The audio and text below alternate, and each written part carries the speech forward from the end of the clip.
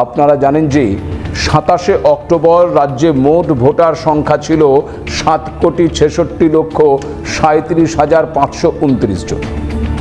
এখানে একটা বিষয় আপনাদেরকে জানিয়ে রাখি, প্রায় 32 লক্ষ ভোটার আনম্যাপিং অবস্থায় এখনো রয়েছে। এই 32 লক্ষ ভোটারকেই কিন্তু ওই হিয়ারিংয়ে ডাকতে পারে নির্বাচন কমিশন।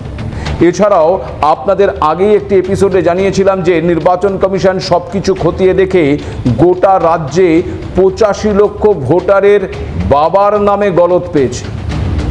সেক্ষেত্রে 15 বছরের কম বয়সে বাবা হয়েছেন এমন সংখ্যা প্রায় 12 লক্ষ। আবার প্রায় 13.5 লক্ষ ভোটারের বাবা মায়ের নাম এক। এই সমস্ত ভোটারদের তথ্য যাচাই করতে বাড়ি বাড়ি যাবে বিএলওরা। তারপরেও যদি সন্দেহ থাকে তবে শুনানিতে ডাকবে কমিশন। এক্ষেত্রে মঙ্গলবার খসড়া তালিকা প্রকাশের পর বুধবার থেকেই কিন্তু ওই শুনানি হতে পারে। এবার প্রশ্ন হচ্ছে যে খসড়া তালিকায় আপনার নাম যদি থাকে তারপরেও কি আপনার নাম বাদ যেতে পারে? আবার যদি আপনি দেখেন যে আপনার নাম ওই খসড়া তালিকায় নেই, তবে কি করবেন?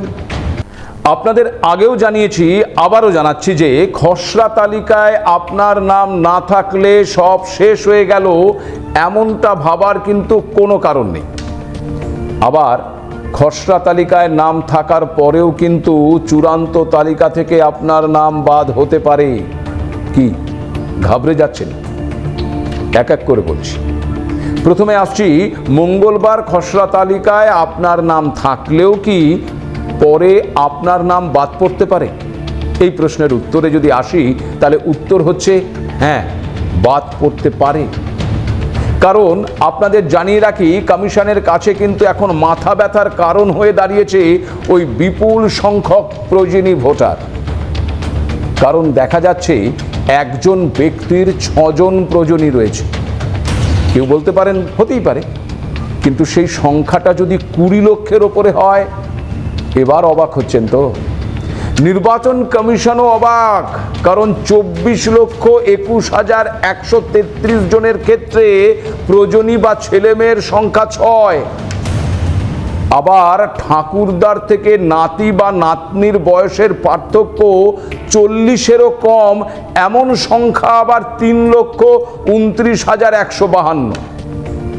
এই সংখ্যাগুলোই কিন্তু ভাবাচ্ছে ওই নির্বাচন কমিশনকে।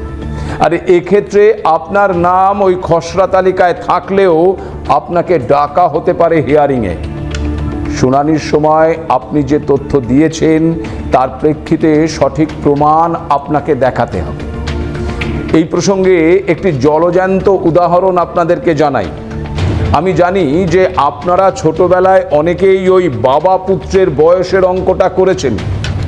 বিশ্বাস করুন, সেই অঙ্ক যত না কঠিন ছিল তার থেকে অনেক বেশি কঠিন অঙ্কের মুখোমুখি এখন নির্বাচন কমিশন।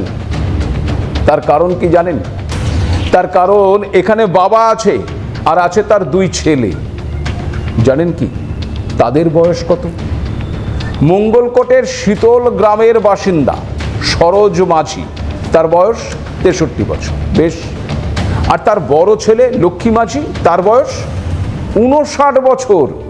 আর তার আরেক ছেলে সাগর মাঝি, তার বয়স 58 বছর। মানে ওই বাবা আর ছেলের বয়সের ফারাক মাত্র 5 বছর। মানে ওই সাগর মাঝি তার 5 বছর বয়সে বাবা হয়েছেন। এনুমারেশন ফর্মে এমন তথ্যই সামনে আসায় কমিশনের চক্ষু একেবারে চড়ক গাছে উঠেছে।